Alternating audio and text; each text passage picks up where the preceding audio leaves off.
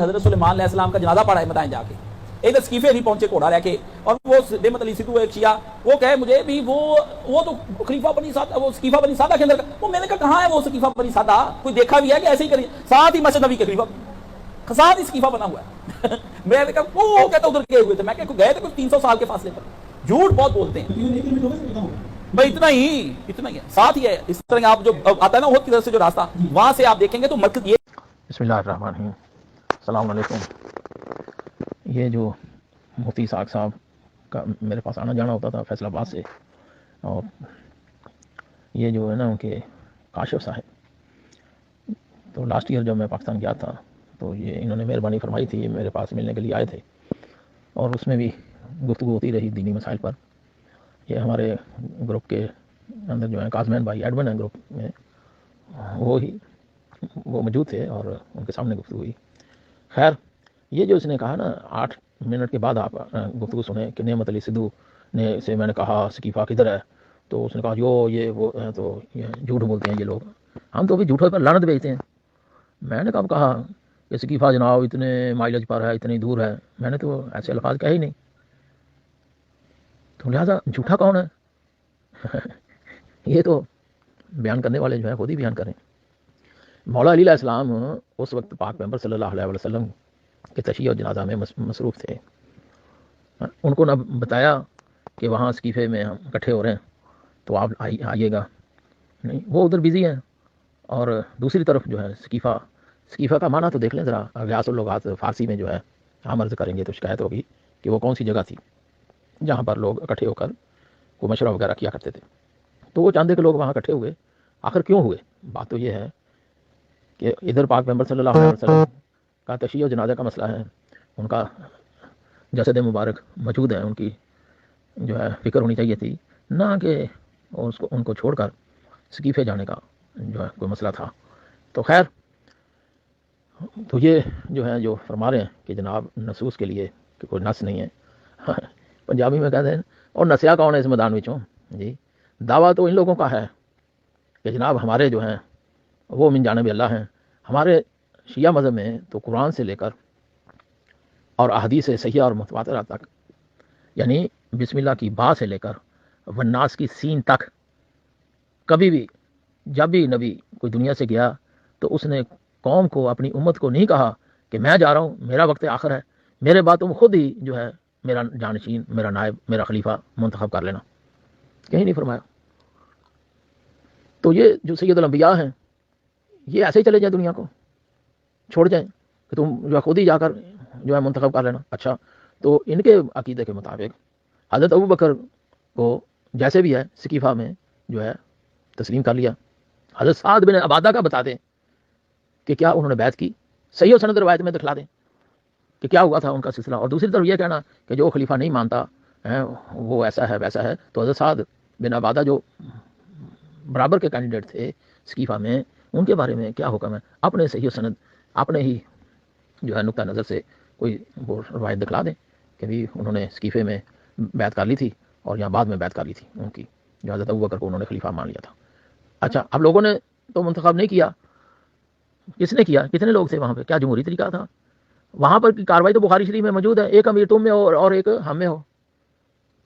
تو اگر رسول اللہ صلی اللہ علیہ وسلم جو ہیں کسی کو بنا کر گئے ہوتے انہی کے عقیدے کے مطابق, تو وہاں پہ وہ سکیفے میں وہ پیش کرتے. یہ تو مدعی سست اور گواہ چست والی بات ہے. کہتے ہیں جی چونکہ انہوں نے نماز پڑھائی تھی, تو بھی جس نے نماز پڑھائی تھی اس ہستی نے تو وہاں پہ استنباط نہیں کیا. کبھی آپ لوگوں کو پتہ نہیں, آپ کیوں ایسی باتیں کر رہے ہیں؟ میں نے ابھی آپ لوگوں کو نماز پڑھائی ہے لہذا میں افضل ہوں, میں خلیفہ ہوں جی, کہا نہیں. تو خود حضرت ابوبکر نے کیا دعویٰ کیا تھا؟ نہیں. تو وہ جو ہے وہ دیکھ لیں, کم از کم بخاری کھول لیں کہ حضرت ابوبکر کے حالات جو سکیفے کے دوران جو سلسلہ ہوا تھا وہاں پہ حضرت عمر نے کیا فرمایا اور ان کے ہاں کیا سلسلہ آیا. اور پھر حضرت ابوبکر جب دنیا سے چلے گئے تو کون سا جمہوری طریقہ تھا, کون سا معاملہ تھا؟ وہ تو جاتے ہوئے حضرت ابوبکر جو حضرت عمر کو بنا گئے تھے. اور اس کے بعد جو ہے وہ انہوں نے شورا بنا دی. شورا میں ایسی شرط لگا دی کہ جو سیرت شیخین پر عمل کرے گا اس کو جو ہے خلیفہ ہونا چاہیے. تو ان کو پتا تھا کہ مولا علی علیہ السلام جن کے بارے میں یہ شور مچاتے ہیں, باں باں کرتے ہیں جی انہوں نے بیعت کر لی, اور وہ علی علیہ السلام نے اگر بیعت کی ہوتی تو وہ شورا کے درمیان جب گفتگو ہوئی تھی اس وقت مولا علی فرما دیتے وہ بھی تم لوگوں کو پتہ نہیں ہے, میں نے تو حضرت ابوبکر حضرت عمر کی بیعت کی ہوئی ہے, تو میں سیرت سے کیسے انکار کر سکتا ہوں؟ سیرت نہیں, ان کا انکار کرنا اس بات کی دلیل تھی کہ انہوں نے بیعت نہیں کی. اور پھر واقعہ کربلا میں بھی آپ دیکھ سکتے ہیں کہ جب مروان نے کہا تھا کہ گورنر کو کہ حسین اب اگر چلے گا اس کے رگوں میں اس کے باپ کا خون ہے، یعنی اب اگر اس نے بیعت نہیں کی تو پھر جو ہے جس طرح اس کے باپ نے بیعت نہیں کی تو یہ نہیں کریں گے. تو لہٰذا ہمارے عقیدہ میں معصوم کبھی غیر معصوم کی بیعت نہیں کرتا. تو قرآن اور حدیث سے جو اتنی ناسوس ہے مولا علی علیہ السلام کی خلافت کے بارے میں، بلا فصل کے بارے میں، المراجع جو ہے اسی کا جواب ہی دے دو. آقا شرف الدین نے جو سلیم البشرا کے ساتھ جو جامعہ ازہر کے پرنسپل تھے، دونوں جید علماء تھے، تحریری گفتگو ہوئی ہے، وہ انہوں نے قرآن و حدیث سے وہ چیزیں نقل کی ہوئی ہیں.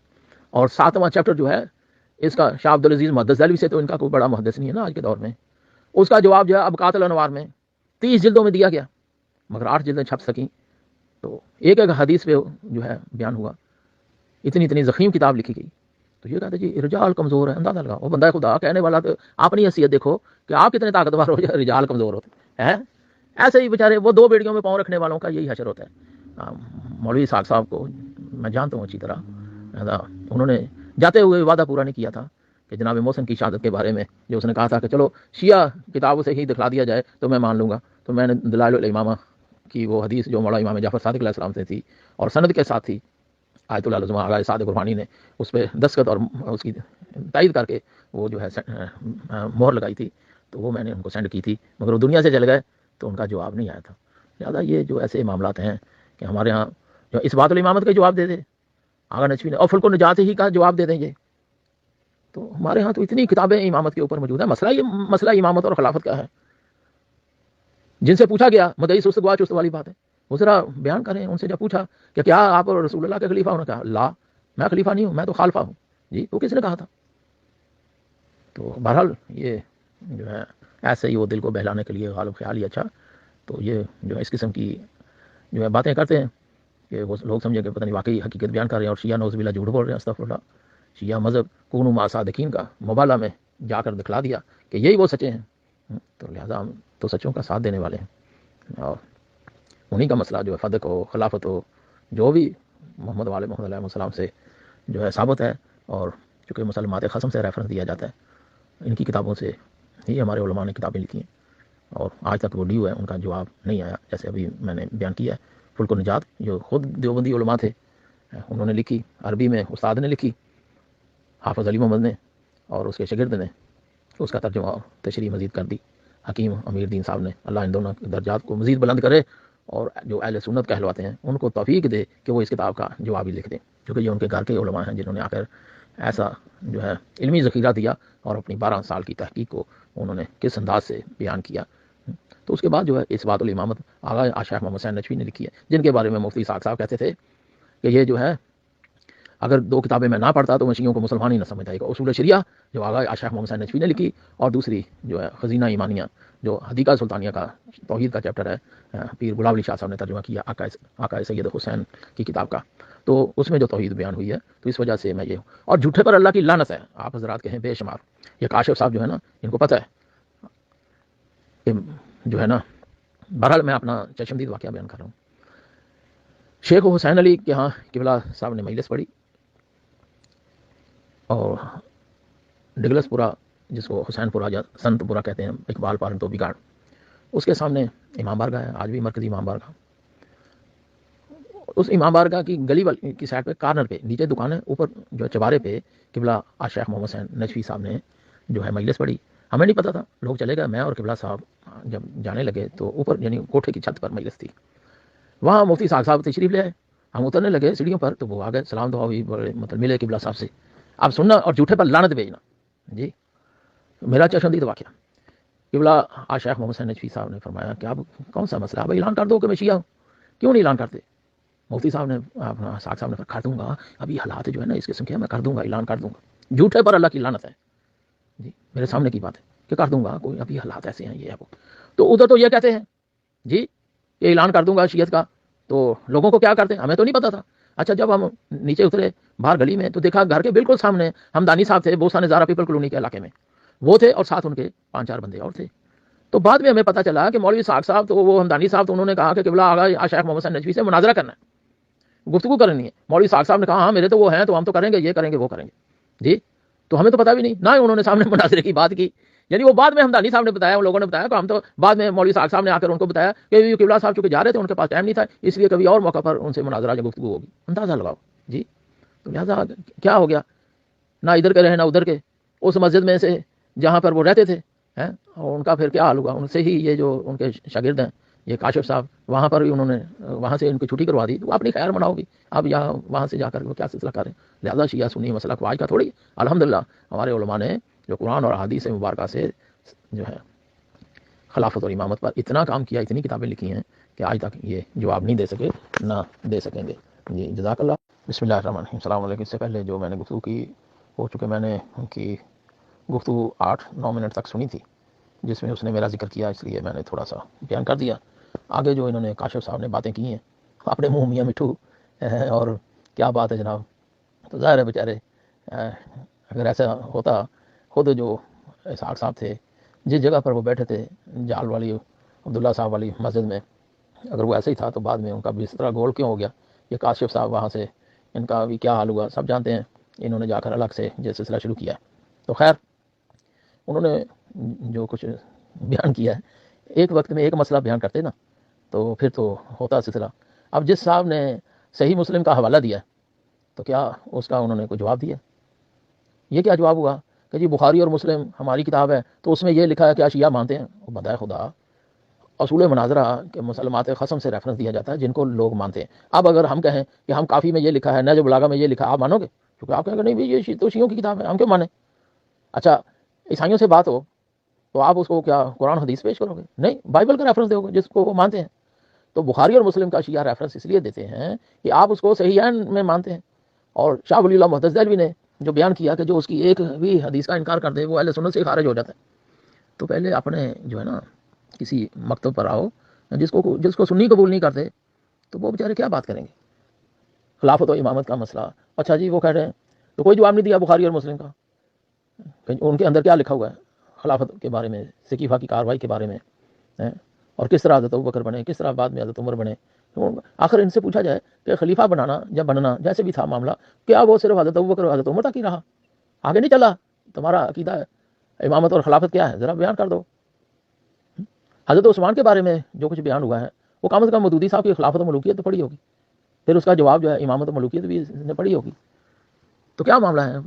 وہ مروان کون تھا، اور یہ فتح جو ہے کس کے پاس آ گیا تھا، کس کو دے دیا تھا؟ تو ذرا بیان کر دیتے آگے. ایک طرف کہتے جی وہ آخر میں وہ مفتی صاحب جو ہیں ظاہراً جنہوں نے لبادہ اڑا ہوا تھا اس قسم کا، تو وہ شیعوں کو بھی ذرا خوش کرنے کی کوشش کریں، سنیوں کو بھی خوش کرنے کی کوشش کریں، حالانکہ نہ وہ شیعوں کو خوش کر سکے نہ سنیوں کو. جی کیونکہ سنی تو وہ ہے جس کا عقیدہ سنیوں والا ہو، شیعہ وہ ہے جس کا عقیدہ شیعوں والا ہو. تو جو نہ ادھر کے رہے نہ ادھر کے، نہ خدا ہی ملا نہ وصال صنم، تو وہ کیا بیچارے کریں گے، کیا معاملہ ہوگا؟ تو وہ بیان کر دیتے کہ بھی ہاں یہ ایسا سلسلہ ہے. تو وہ نہیں بیان کر سکے تو حضرت عثمان کے بارے میں جو ہے کیا خیال ہے وہاں پر وہ بیان کر دیتے. جو کہتے ہیں حضرت ابوبکر حضرت عمر نے کوئی اپنی جائیدادیں بنائیں، آپ نے کوئی رشتہ داروں کو دیا، یہ کیا وہ کیا. بھئی حد ہوگی، صرف آپ کو حضرت ابوبکر حضرت عمر ہی کیوں نظر آ رہے ہیں؟ آگے حضرت عثمان اور مروان کیوں نہیں نظر آئے آپ کو؟ وہ فتح جو تھی جناب زہرا کی جو ملکیت تھی وہ پھر آگے کس کے پاس چلے گئی تھی؟ تو ذرا بیان کر دیتے. اور یہ بھی بیان کر دیتے حضرت عثمان کا اتنی دیر محاصرہ کیا تو کیوں کیا گیا اور کنہوں نے کیا؟ اور حضرت عبد الرحمن بن جو ادیس ہیں جو مصری جو تھے البلوی، وہ کون تھے؟ بیت رضوان والے تھے. ایک طرف کہتے ہیں جی وہ بیت رضوان والے بخشے بخشائیں جو چاہیں سو کریں، تو ادھر حضرت عثمان کے قاتل کا نام تو بتا دیں ذرا، وہ کون ہے؟ یعنی قاتل بھی رضی اللہ اور مقتول بھی رضی اللہ. یہ عقل ہے ان لوگوں کی. لہٰذا وہ ان کو چاہیے تھا ایک موضوع وہ کرتے بیان، تو پھر جو ہے اس پر وہ دلائل دیتے، پھر ہم دیکھتے سنتے کہ یہ جو جس طریقے سے وہ بیچارے لگے ہوئے ہیں. خیر جناب زرارہ کا او جی صحابی کو یہ کہہ دیا، وہی آگے پڑھو تو صحیح، کم از کم نہیں تو تجلی آتے صداقت تو پڑھی ہوگی.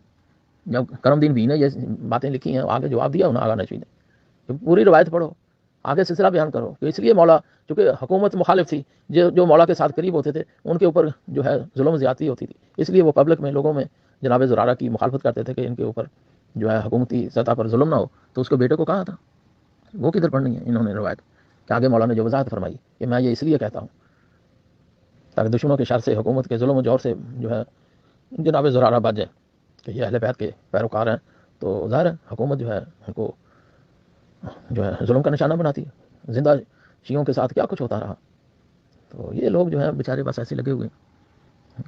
اور ابو جہل کی بیٹی کے ساتھ یہ شادی، اور روایت ہی نہیں، ہمارے یہاں ثابت ہی نہیں ہے۔ علل شرائع میں روایت آئی ہے، اس کا جواب تو پڑھو، دیکھو تو صحیح، ہمارے یہاں ہے ہی نہیں کہ جی وہ ناراض کر دیا ابو طرف۔ یہ اسی سے تو پتہ چلتا ہے ان لوگوں کے دلوں میں علی علیہ السلام کے بارے میں کیا سلسلہ ہے۔ دیکھو تو صحیح، ہمارے نزدیک مولا علی علیہ السلام کا عمل، ان کا قول و فعل حجت ہے، چونکہ ہم علی والے ہیں، علی کے شیعہ ہیں، علی کے پیروکار ہیں، مگر ثابت تو کریں نا پہلے کہ یہ وہ معاملہ ہے۔ تو جو اس کا جواب دیا ہوا ہمارے علماء نے، یہ بنی امیہ کی فیکٹری سے جو روایت آئی تھی وزن برابر کرنے کے لیے کہ بی بی غضبناک ہوئی تو دنیا سے چلے گئی ہیں، اس کے جواب میں یہ جو ابو جہل والی بیٹی والی روایت گڑی گئی، اور ہمارے ہاں بھی تقیتاً اور ایسے سلسلے موجود ہیں، ہم نہیں مانتے ایسی چیزوں کو۔ تو ہمارا عقیدہ ہم سے پوچھو گے نا، کہ ایسے ہی اپنا عقیدہ جو ہم پہ ٹھوس دو گے، تو اس وجہ سے جو ہے نا جو چیزیں آئیں وہ ان سے پہلے پوچھو کہ وہ کیا کہتے ہیں۔ آپ کے یہاں بخاری اور مسلم کے بارے میں جو ریفرنس دیا گیا اس کو مانتے ہو نا کہ وہ صحیح ہے؟ حضرت عمر نے کیا کہا خلافت حضرت ابوبکر کو اور سقیفے کی کاروائی کو، ہے نا، مانتے ہو نا؟ تو جو حوالہ آپ دیتے ہو ہماری کتابوں سے، تو وہ ہم سے پوچھو نا، اس کو ہم مانتے بھی ہیں کہ نہیں مانتے، کہ اپنے پلے سے جو ہے اپنی طرف سے جو ہے ہم پر اپنا نقطہ نظر مسلط کر دو گے؟ تو جس چیز کو ہم مانتے ہی نہیں ہیں وہ ہم پر کیوں پیش کر رہے ہو؟ تو یہی تو اب جی کونسلر ہو گیا، اب جناب سینیٹر ہو گیا، ایم این اے ہو گیا، اندازہ لگاؤ، یعنی ان کی خلافت یہ اقرار کر چکے ہیں بیٹھے، کیسے یہ جس کو لوگ منتخب کرتے ہیں۔ تو یہی تو ہم بیان کر رہے ہیں کہ وہ جو لوگوں کا چنا ہوا ہے، وہ لوگوں کا نمائندہ ہے، وہ حاکم شرعی نہیں ہے۔ اللہ نے بسم اللہ کی بات سے لے کر بناس کی سین تک کہیں اختیار نہیں دیا کہ لوگوں تم چن لو، انی جاعل فی الارض خلیفہ، کہا نا خلیفہ کہ میں بناتا ہوں۔ اچھا اب کیا فرشتوں نے بنایا؟ نہیں، حکم ہی نہیں ہے کہ کسی کو بنانے کا۔ اچھا ابراہیم علیہ السلام کا اس نے ذکر کیا، انی جاعلک للناس اماما، کہ امام بنایا، اب آگے جو ہے نا وہ اس کو آئیں بائیں شائیں کر رہا ہے بیچارہ۔ اچھا پھر موسیٰ علیہ السلام کا بھی ذکر موجود ہے، داؤد علیہ السلام کا ذکر موجود ہے۔ موسیٰ علیہ السلام نے جاتے ہوئے تھوڑے دنوں کے لیے ہارون علیہ السلام کو قوم میں خلیفہ بنا کر گئے تھے، یا قوم کو کہا تھا کہ تم میرے بعد جو ہے میرا جانشین چن لینا؟ یعنی کسی بات پر تو بیچارے ٹھہرے، پھر ہی ہم آئینہ دکھلائیں نا، جب آئینہ دکھلایا تو پھر برا مان جائیں گے۔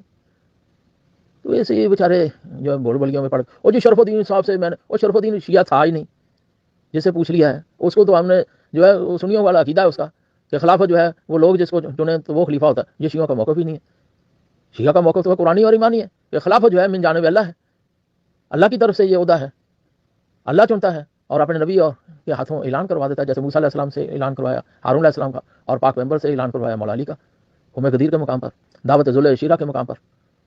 تو ہمارا تو یہ نظریہ ہے ہی نہیں کہ لوگ جو ہے وہ منتخب کریں گے، وہ شرف الدین کا نقطہ نظر تھا، اس لیے جو ہے اس کو شیعہ سے خارج قرار دے دیا گیا۔ تو آیت ادھر بیان کر دینا کہ شرف الدین سے کیا پوچھا تھا، تو وہ جو مولانا صاحب نے کہہ دیا کیوں ان کو خراب کرتے ہو؟ اندازہ لگاؤ، یہ اپنے استاد شاگرد کی ملی بھگت ہے، یہ نورا کشتی کھیل رہے ہیں بیچارے۔ ہاں وہ اس کو کہو کاشف صاحب جناب جو ہے نا شیعہ مذہب پر جو اعتراض ہے نا وہ اپنا ویڈیو لگاؤ، تو جو ہے نا ادھر پیش کرو جی، آپ نے منہ مٹھو نہ بنو، ایسے ہی میں جناب یہ ہوں میں وہ ہوں کیا ہے آپ کے استاد صاحب کو دنیا جان چکی ہے، ہم جانتے تھے، آپ مجھے جانتے ہیں اچھی طرح کہ میرا ان کے ساتھ کتنا تعلق تھا، کتنا جو ہے سلسلہ تھا، تو لہٰذا ایسی اتنی نہ ہوائی اڑا محترم جو پھر پھسانا پڑے۔ یہ بہرحال آپ کو شیعہ مذہب پر اعتراض ہے تو وہ بیان کرو، کس کا جو ہے ہمارے علماء نے جواب نہیں دیا۔ جی اسحاق صاحب کے خلاف تھے فیصل آباد سے، اور خاص طور پر چونکہ یہ اپنے آپ کو اہل حدیث کہلواتے تھے، جو مولوی عبداللہ شیخ الحدیث کی مسجد میں یہ خطیب تھے، تو مولوی عبداللہ سے میں ملا ہوا ہوں، وہ جو ہے ان کی کتابیں بھی چھپی ہوئی ہیں، مسند ابی یعلا جو تھی ان دنوں وہ اس کی تخریج کر رہے تھے، مگر بعد میں پھر مولانا ارشاد اللہ عصری صاحب سے کئی مرتبہ گفتگو ہوئی، وہ فیصل آباد میں منٹ کمری بازار ہے گھنٹہ گھر، اس کے آخر میں یہ گھنٹہ گھر سے آپ انٹر ہوں، منٹ کمری بازار گول کے بعد جو ہے نا اس کے جو ہے کارنر پہ مکتبہ عصریہ موجود ہے، مسجد ہے، اس کے ساتھ ہی لائبریری ہے، وہاں میں آیا جایا کرتا تھا، اور مولوی ارشاد صاحب بھی ہمارے پاس آتے تھے، تو وہ اہل حدیث تھے، اب آج کل وہ شیخ الحدیث ہیں ارشاد صاحب، تو وہاں پر ہی ان سے جو ہے گفتگو ہوئی تھی مولانا ساق صاحب سے، اور پھر بعد میں بھی سلسلہ رہا۔ مجھے یاد ہے میں مدرسے میں بعد میں گیا تھا، اس سے پہلے میں نے مسئلہ جو ہے وضو در ثبوت مسح پاؤں مسح کے اوپر ایک رسالہ لکھا تھا، یعنی تعلیف کیا تھا، تمام چیزیں تو ہمارے علماء نے شیعہ مکتب میں موجود تھیں وضو کے اوپر، تو وہ جو ہے میں نے اکٹھی کر دی تھی۔ تو بعد میں جو ہے نا مدرسہ جامعۃ المعصومین میں تقریباً 82 کی بات ہے، 82 83، تو وہاں پھر میں نے داخلہ لے لیا تھا باقاعدہ۔ تو وہ رسالہ جو چھپا تھا مولوی اسحاق صاحب سے مناظرہ ڈن ہوا اسی موضوع پر. یہ مولانا تھے ہمارے قبلہ ظفر عباس صاحب دبئی والے. وہ فیصل آباد زرعی یونیورسٹی کے بیک سائڈ پہ انہوں نے مکان لیا ہوا تھا. خود وہ دبئی میں ہوتے تھے, آتے تھے تو ادھر ملاقات بھی رہتی. میرے والد صاحب کے وہ بڑے مہربان تھے, ان کے آپس میں بڑے گہرے تعلقات تھے, تو اس کی وجہ سے میرے ساتھ بھی وہ شفقت فرماتے تھے. ان کے تھے سکلین صاحب, آج کل اسلام آباد میں ہوتے ہیں, MBA کیا انہوں نے. وہ سکلین صاحب کا جو ہے دوست تھا وہ اہل حدیث تھا. اس نے کہا جی ہمارے مولوی صاحب سے مناظرہ کرو, اسحاق صاحب سے. تو میں تھا, عقیل حیدری صاحب تھے, مرحوم فوت ہو گئے, جنہوں نے انتباہ شیعہ پر پیش لفظ لکھا تو شیعہ پر بھی. تو انہوں نے کہا ٹھیک ہے. تو مناظرہ طے ہوا, انہیں مولانا ظفر عباس صاحب کے جو ہے نا گھر مولوی اسحاق صاحب آئے. فرسٹ ٹائم وہاں پر ان سے ملاقات ہوئی. تو اس مناظرے میں یہ ایوب شاہ صاحب تھے, مولانا لاری اڈے خطیب تھے اہل حدیثوں کے, اور بھی جامعہ سلفیہ کے حضرات تھے. تو یہ تقریباً یہ 5-7 بندے ساتھ لے کر آئے. تو ادھر میں تھا اور یہ مولانا عقیل حیدری صاحب تھے. عقیل حیدری صاحب ڈائریکٹ بات کر رہے تھے تو ساتھ ساتھ میں بھی تھا. تو اسی پر ہوا تھا مناظرہ مسائل پاؤں کے اوپر, کہ مسائل پا جو ہے قرآن اور حدیث سے ہم نے بیان کیا. جاتے ہوئے کوئی وہ جواب تو معقول کوئی دے نہ سکے اسحاق صاحب. میں نے چونکہ رسالہ چھپا ہوا تھا میں نے ان کو دے دیا. میں کہا مولانا صاحب اب تو آپ نہیں دے سکے تو چلو کم از کم تحریری یہ چھپا ہوا ہے اسحاق صاحب کا رسالہ, اس کا جواب پھر کبھی دے دینا. تو وہ دنیا سے چل گئے, جواب نہیں آیا. مگر بعد میں چونکہ ان سے رابطہ تھا اور وقول ان کے کہ وہ اسحاق صاحب جو تھے مولوی اسماعیل کے بھی وہ مدرسے میں پڑھاتے رہے, اور یہ سلسلہ تھا. اور پھر جو ہے نا جب انہوں نے اپنا تعارف کروایا اور سلسلہ تھا, میرا بھی پھر ان کے ساتھ آنا جانا شروع ہو گیا اور یہ رہا یہ.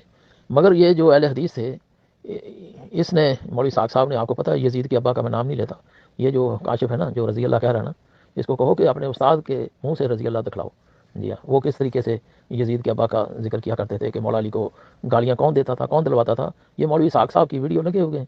تو کاشف صاحب کو ذرا اپنے استاد کے مشن کو آگے بڑھانا ہے یا اس کو رضی اللہ کہہ کے جو ہے نا ان کی تحقیق پر پانی پھیرنا ہے, تو یہ استاد شاگرد کا معاملہ ہے, وہ بیان کریں. تو مجھے انہوں نے بتایا تھا کہ مجھے کہا انہوں نے فون پر بھی کہ میں نے وہ لکھ دیا ہے کتاب جو ہے, تو کتابت بھی ہو چکی ہے, مگر یہ چاہتے ہیں کہ اگر یہ چھپ گئی, یہ کہتے ہیں میرے یہ حواری, اگر یہ چھپ گئی تو انہوں نے تجھے قتل کر دینا. تو اس لیے وہ کتابت ہو چکی ہے, میری طرف سے چھپنے کے لیے تیار ہے, مگر چھاپ یہ میرے حضرات اس لیے نہیں رہے کہ اگر وہ کتاب چھپ گئی تو مجھے یہ لوگ قتل کر دیں گے. اور بحثیں ہوتی رہیں وہاں. آپ کو جلسہ ہوتا تھا فیصل آباد, جنگ سے کوئی زیادہ فاصلہ نہیں. خاص طور پر ضیاء القاسمی جو ہے حق نواز کا گرو تھا, وہ فیصل آباد ہی میں ہوتا تھا.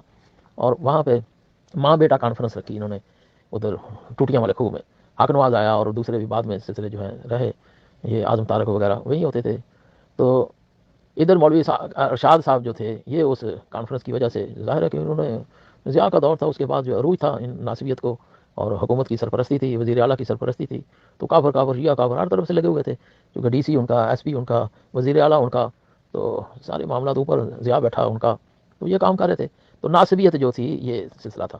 تو مجھے اسحاق صاحب کہتے تھے کہ میں یہ ناصبیت کے ارادے میں کام کر رہا ہوں, کہ یہ جو کام کر رہے ہیں اور یہ میرے بڑے مخالف ہیں اس وجہ سے کہ یہ جو ہے نا جو باتیں کر رہا ہے, وہ کہتے ہیں جی یہ شیعہ نقطہ نظر کے مطابق کر رہا ہے, یہ رافضی ہے, یہ ہے وہ. کافی اس کے اوپر جو ہے نا سلسلے تھے اور پریشر تھا اہل حدیثوں کی طرف سے اس کے خلاف. وہ سلسلے ہوتے, فتوے بھی آئے, انہوں نے بیان بھی کیے جو ان کے مناظر تھے.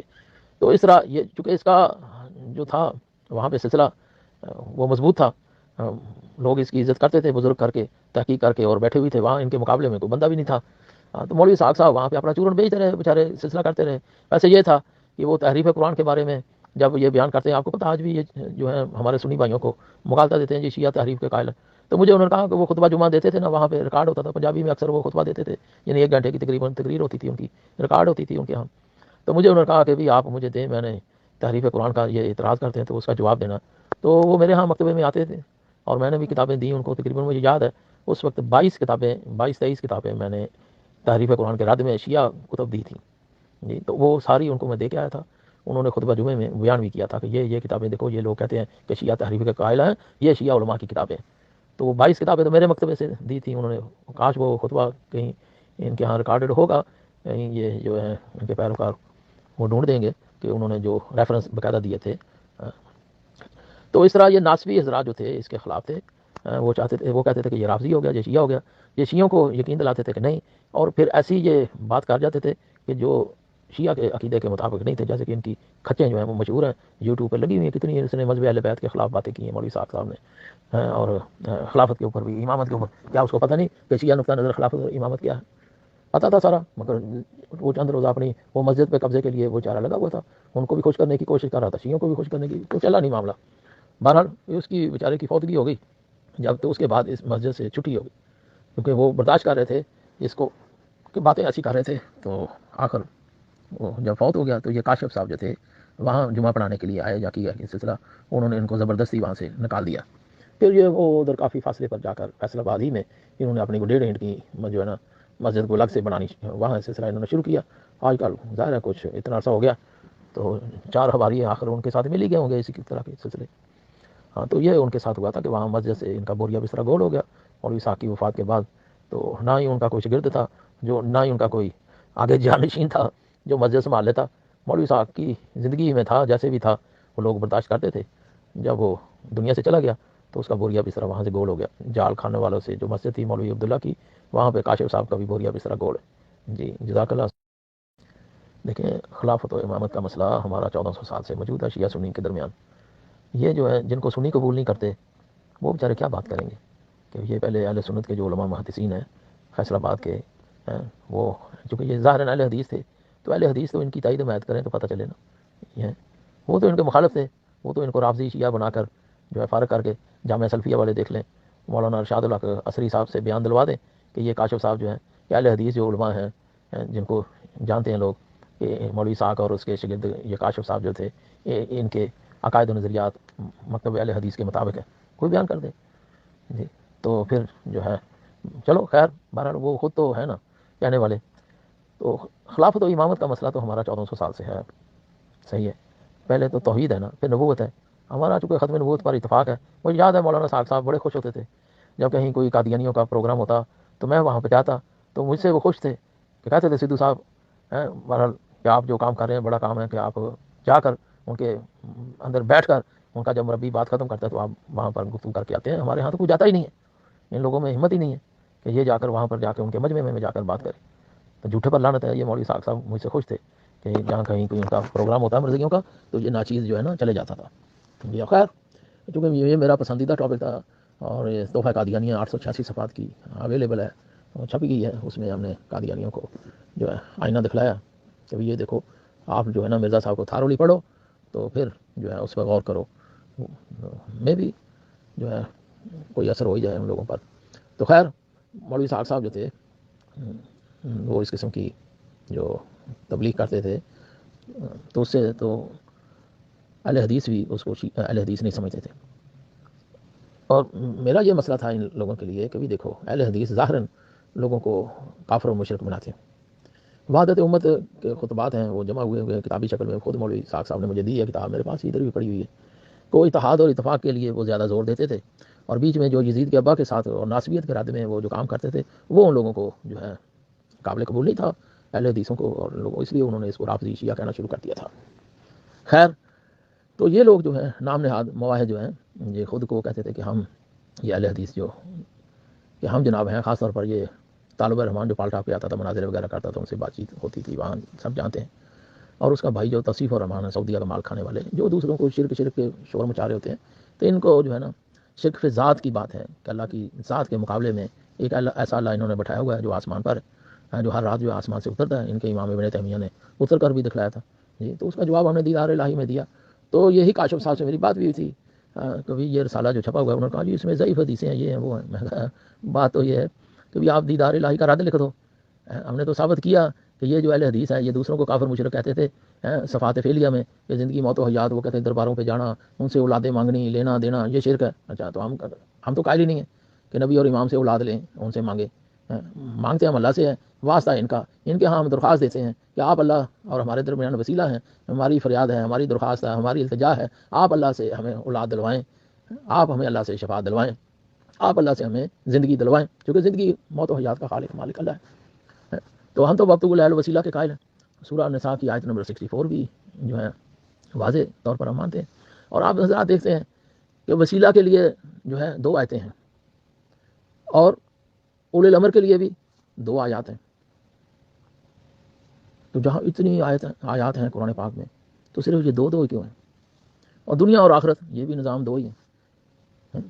تو اس لیے ہم نے دیکھنا ہے کہ ہم نے جو ہے اولي الامر کی امام وقت کی اطاعت جو ہے کرنی، اور کون ہے سلسلہ، اس لیے انہوں نے کہا تھا یہ عقائد نسوی، شرع عقائد نسوی جو بیان نہیں کرتے، شرانی صاحب بہت بڑے عالم ہیں، شرعی کورٹ کے اور سربراہ بھی رہ چکے ہیں، وہ دیتے ہیں نا شرع عقائد نسوی کا حوالہ امامت میں، دیکھیں آپ جا کر پڑھیں، تو اسی میں جو ہے لکھا ہوا مدارس دینیہ میں وہ شامل بھی ہے، نصاب میں ان کے ہاں کتاب اتنی علامت افسانی نے جو شرح کی ہے، تو خیر اس میں جو بیان کرتے ہیں کہ سقیفے میں جانا جو ہے ضروری تھا رسول اللہ کی وفات کے موقع پر، وہاں کاروائی لکھی ہوئی ہے نا، تو حاشیے پہ انہوں نے حدیث بھی لکھی ہے کہ جو مر گیا وقت کے امام کی معرفت کے بغیر وہ گویا جاہلیت کی موت مر گیا، وہاں پہ امام کا لفظ ہے، امامت کا لفظ ہے، ماتم ایتتن جاہلیہ، وہاں پہ خلیفہ کا ذکر نہیں ہے، مگر سقیفے میں خلافت ہوئی ہے کہ امامت ہوئی ہے، یہ تو بیچارے آپ کو تو فیصلہ نہیں کر سکتے، جی خیر، تو یہ خلافت و امامت کا مسئلہ، اس سے پہلے جو ہے ہمارا ختم نبوت کا مسئلہ، تو وہ مرضیوں کے ساتھ ہے، سنی ہمارے بھائی ہیں، اہل حدیث ہمارے بھائی ہیں، دیوبندی ہمارے بھائی ہیں، بریلوی ہمارے بھائی ہیں، جو مسلمان جو شیعوں کو مسلمان سمجھتا ہے وہ ہمارا بھائی ہے، جو ہمیں کافر سمجھتا ہے وہ اپنے اسلام کی خیر منائے، کیونکہ بخاری میں موجود ہے کہ جو کسی کو کافر کہے دو حالتوں میں ایک حالت ہو، یا کہنے والا کافر ہو جاتا ہے یا جس کو کہا جاتا ہے وہ کافر ہوتا ہے،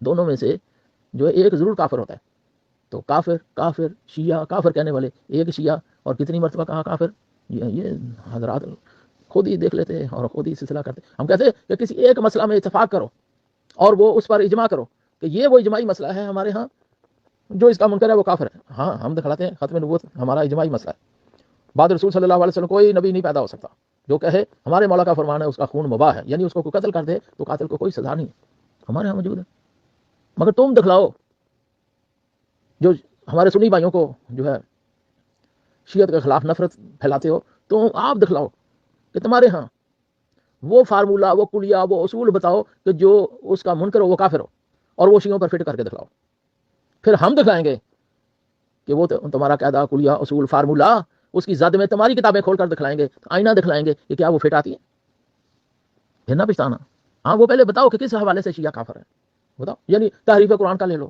ہم دکھلائیں گے بخاری اور مسلم میں تحریف قرآن کی آیات دکھلائیں گے کہ تمہارے بڑے جو کس طرح پڑھتے تھے، حضرت عمر جو ہے سورہ جمعہ کس طرح پڑھتے تھے، فاس اولا ذکر اللہ کو فمزو الا ذکر اللہ، ذات کو یہ داد پڑھ دیں فمدو پڑھتے ہوں گے، جی لفظ ہی بدل دیا، تو تحریف کو کیا سینگے لگے ہوتے ہیں، اور تفسیر ابن کثیر کھول کر دکھلائیں گے، فمستمتعتم بہ منہن کے بعد الی اجل مسمى کی جو قرات جو ہے وہ دکھلائیں گے حضرت ابن عباس سے، جس کے بارے میں بخاری میں کتنے فضائل لکھے ہوئے، اور حضرت ابی بن کعب سے جنہوں نے سب سے پہلے تراویح پڑھائی ہے، وہ دکھلائیں گے کہ ان کی قرات جو ہے آیت متعارف سورہ نساء کی جو 24 نمبر آیت ہے وہ کس طرح پڑھتے تھے، تو پھر وہ ہم دکھلائیں گے کہ بکری کھا گئی ابن ماجہ میں آیت رجم جو آج تک نہیں قرآن پاک میں، اور ہم دکھلائیں گے بخاری میں کہ حضرت عمر فرماتے تھے کہ لوگوں اللہ کے قرآن میں آیت اتری، ہم نے محفوظ رکھی اور پڑھی اور محفوظ رکھی، اور مجھے خطرہ ہے کہ زمانہ دراز گزرنے کے بعد کوئی یہ نہ کہے کہ ہمیں قرآن میں ملتی نہیں ہے، تو آج واقعی قرآن جہاں کا بھی چھپا ہوا دیکھ لو، سعودیہ کا چھپا دیکھ لو، تاج کمپنی کا چھپا دیکھ لو، انڈیا کا چھپا دیکھ لو، کہیں کا چھپا ہوا دیکھ لو کہ آیت رجم دکھلا دو، وہ بکری کھا گئی ابن ماجہ میں، وہ جو محمد بن اسحاق جو ہے وہ راوی تو اہل حدیثوں کے نزدیک وہ سکا ہے، کیونکہ جب فاتحہ کا مسئلہ پڑتا ہے، فاتحہ بعض لوگوں کی عقل پر پڑھنی چاہیے کہ نماز کے اندر سورہ فاتحہ جو ہے وہ پیش نماز پڑھے کہ نہ پڑھے، اس مسئلے میں ان کے ہو گئے نا مناظرے اور پھڑے ہوئے نا اہل حدیثوں کے اور دیوبندیوں کے حنفیوں کے درمیان، تو وہ محمد بن اسحاق راوی کو لے کر آتے ہیں کہ جی وہ ہمارے نزدیک سکا ہے، تو وہ حنفی جو ہیں بیچارے ان کے نزدیک وہ پریشان ہے، جیسے وہ سرفراز گکڑوی دیوبندی تھا اور مولوی ارشاد اللہ قصری نے اس کے رد میں کتابیں لکھی اور اس نے بھی اس کے بارے میں لکھی، تو وہ پڑھ لیں اس کے اوپر، تو مستقل کتابیں موجود ہیں، تو محمد بن اسحاق جو راوی کہتے ہیں جی وہ بکری کھانے والا جو ہے سلسلہ، تو اس کا راوی وہ ہے، تو وہ اس کا جواب تو کھلا اہل حدیث دیتے ہیں، تو بکری ان کی کھا گئی، اور شیعوں کے بارے میں کہتے ہیں جی تحریف ان کے ہاں، وہ قائل وہ ہو گئے، لوکل ہم تو تحریف کے قائل نہیں ہیں، صحابہ کا ٹاپک لے لو تو ہمیں دکھلاؤ ابھی مان لیں کہ جو خلافت ابو بکر کا منکر ہے وہ کون ہے، اچھا جی تو وہ ذرا فتویٰ دے دو، یہ حضرت سعد بن عبادہ کا جو سقیفے میں برابر کے کینڈیڈیٹ تھے خود یہ مانتے ہیں یہ کاشف صاحب کہ انہوں نے بیعت ہی نہیں کی، مانا ہی نہیں حضرت ابو بکر کو، تو اگر حضرت ابو بکر من جانب اللہ ہوتے، نص کے ساتھ ہوتے، تو پھر حضرت سعد بن عبادہ ان کو کیوں نہیں گئے، مان لیا نا، اچھا پھر بی بی زہرا سلام اللہ علیہا فغضبت فاطمہ بنت رسول اللہ، غضبناک دنیا سے گئی، انہوں نے کیا حضرت ابو بکر کی بیعت کی، کیا ان کو خلیفہ وقت امام وقت تسلیم کیا، بخاری سے بڑی کتاب کون سی ہے، ذرا اس کی نشاندہی کر دو، تو گویا فتویٰ لگاؤ تو حضرت سعد بن عبادہ پر لگاؤ، فتویٰ لگاؤ تو بی بی بتول سلام اللہ علیہا پر لگاؤ، یہ شیعوں کے اوپر کیوں لگاتے ہو، تو خیر شیعوں کے اوپر یہ جیسا کہ ہم نے عرض کیا خلافت و امامت کا مسئلہ جو ہے 1400 سال سے موجود ہے، اور ہمارا عقیدہ ہے کہ بعد رسول صلی اللہ علیہ وسلم مولا علی بلا فصل خلیفہ ہیں، امام ہیں، اللہ کی طرف سے ہیں، نص کے ساتھ ہیں، قرآن اور حدیث سے بیان کیا، خم غدیر کے مقام، دعوت ذل شیرہ سے لے کر خم غدیر کے مقام تک، آیت ولایت سے لے کر حضرت آدم سے لے کر جناب خاتم تک، کہ کوئی بھی نبی دنیا سے نہیں گیا جب تک اس نے اپنا جانشین قوم کو نہیں دیا۔ تو رسول اللہ گئے ہیں تو وہ مولا علی کو دے کر گئے ہیں، دکھلا کر گئے ہیں، بتا کر گئے ہیں، ہاتھ بلند کر کر فرما کر گئے ہیں کہ من کن تو مولا ہو، کہ جس جس کا میں مولا اس کا یہ علی مولا۔ تو رسول اللہ مولا بمانا اولا بے تصرف ہے، حاکم ہے، ہمارے نفسوں پر حاکم ہے ہر لحاظ سے۔ تو لہٰذا جب رسول حاکم ہے، اولا بے تصرف ہے، تو جس جس کے رسول اولا بے تصرف حاکم ہے اسی کے مولا علی بھی ہیں۔ ہمارا تو عقیدہ کوئی چھپا ہوا ہے، چھپا ہوا تھوڑی، وہ تو چھپا ہوا ہے۔ لہٰذا ہم تو مانتے ہیں کہ بھی یہ ہمارا عقیدہ ہے، ہم محمد وعلی محمد علیہ السلام کو قرآن اور حدیث کے مطابق مانتے ہیں، ہمیں جو مرضی یہ کہتے رہیں، مگر دعویٰ تو تمہارا ہے، دکھلاؤ۔ مگر نہیں تو دو رنگی چھوڑ، یک رنگ ہو جائے، یا شیعوں والا عقیدہ اپنا آ جائے سنیوں والا، یہ کیا ہوگا، کبھی ادھر سے کبھی ادھر سے۔ تو خیر، تو میں نے عرض کیا کہ یہ دیدار الہی اس ناچیز کا جو ہے نا چھپا ہوا ہے رسالہ، تو یہ توحید کا مسئلہ ہے۔ تو ان کا اللہ جو ہے دنیا میں نظر آتا ہے خواب میں، اور صوفیوں کو جن کو یہ معرفت کے چرخے چہاروں پہ بٹھاتے ہیں تصوف کے، اور خاص طور پر مولوی صاحب جو ہے شیخ اکبر کہتا تھا ابن عربی کو، جی ابھی یہ کاشف صاحب کہہ رہے کہ فرعون جو ہے غرق ہو گیا، تو بھی وہ تو ابن عربی تو اس کے ایمان کا قائل تھا، طاہر و مطہر کا قائل تھا، ناجی کا قائل تھا، کہ وہ نجات پا گیا اس کے مرنے کے بعد، اس نے گناہ ہی نہیں کیا ایمان لانے کے بعد۔ تو اسی کا رد جو ہے حالانکہ وہ ان کے امام ابن تیمیہ نے اس کے بعد ہی کر دیا ابن عربی کا۔ تو یہ کدھر ہوں گے یہ ابن عربی کے بھی کبھی حامی، کبھی جناب تصوف کے حامی، کیا کیا ان کی بیان کریں ہم خامی، جی۔ تو یہ بس، تو دیدار الہی جو ہے یہ کہتے ہیں کہ جی روز محشر اللہ ظاہر بظاہر نظر آئے گا، تو ہم نے رد کیا قرآن سے اور احادیث مبارکہ سے، جی۔ ہمارا مذہب اہل بیت میں کسی کو کوئی اختلاف ہی نہیں ہے، روز محشر جو ہے اللہ چونکہ ہمارے نزدیک جسم و جسمانیت سے منزہ مبرہ ہے، وہ نظر آ ہی نہیں سکتا، نہ دنیا میں، نہ آخرت میں، نہ خواب میں۔ یہ ان کے ہاں بیچارے جو سن کر سن ہو چکے ہیں، یہ ان کے ہاں ہے یہ کہ اللہ نظر آتا ہے، جی، جیسے خواب میں آیا، کشفی حالت میں آتا ہے، اور پھر روز محشر جو ہے ظاہر بظاہر آئے گا۔ اور بقول بخاری شریف کے جب اللہ میں آئے گا تو لوگ پہچانیں گے نہیں، اللہ واپس چلے جائے گا، پھر آئے گا، پھر وہ پنڈلی سے پہچان لیں گے، وہ پھر لوگ سجدے میں چلے جائیں گے، اندازہ لگاؤ، جی۔ شرح عقیدہ واسطیہ جو ان کی یہ جامعہ سلفیہ مولوی صادق خلیل نے ترجمہ کیا ہوا ہے، وہ تو پڑھو جا کر عقائد کی کتاب، اللہ میاں پھر جنت میں اوپر سے جھانکیں گے، کہیں گے جنتی ہو، تو کیا کہیں گے وہاں پہ پڑھو، اوپر سے جھانکیں گے، حد ہوگی۔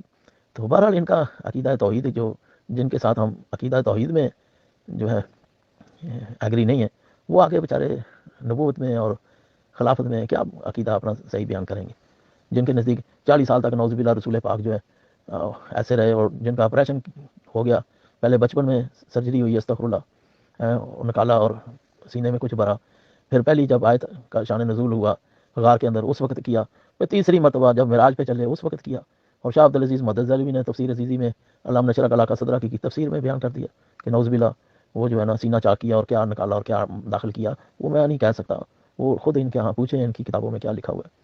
تو جن کے نزدیک سید الانبیاء کا نعوذ باللہ 3 مرتبہ سرجری ہو گئی، اور ایمان جو ہے پھر داخل کرنا پڑا اور اندر سے کچھ چیزیں نکالنی پڑی، وہ بیچارے کیا بات کریں گے کسی کے ساتھ شان رسالت پہ۔ وہ جن کے نزدیک بخاری میں کہ رسول اللہ کھڑے ہو کے پیشاب کرتے تھے، نعوذ باللہ استغفر اللہ، جی، وہ بہرحال کیا کیا جائے۔ بہرحال ان لوگوں کے جو شیعہ مذہب کے خلاف جو پروپیگنڈا کر رہے ہیں، وہ پہلے اپنا عقیدہ توحید دیکھیں، پھر نبوت دیکھیں، پھر خلافت و امامت جو ہے، چلو یہ تو تسلیم کر گئے نا کہ لوگوں نے بنایا، اور یہ نہیں فرمایا انہوں نے کہ نہ اللہ نے بنایا نہ رسول نے بنایا۔ تو یہی ہم دکھلانا چاہتے ہیں کہ یہ دنیاوی حاکم تھے، لوگوں نے بنائے تھے، نہ اللہ نے بنائے نہ رسول نے بنائے۔ تو اللہ رسول نے جو بنائے وہ پڑھو قرآن اور پڑھو رسول اللہ کا فرمان، جی۔ جزاک اللہ، السلام علیکم ورحمۃ اللہ وبرکاتہ۔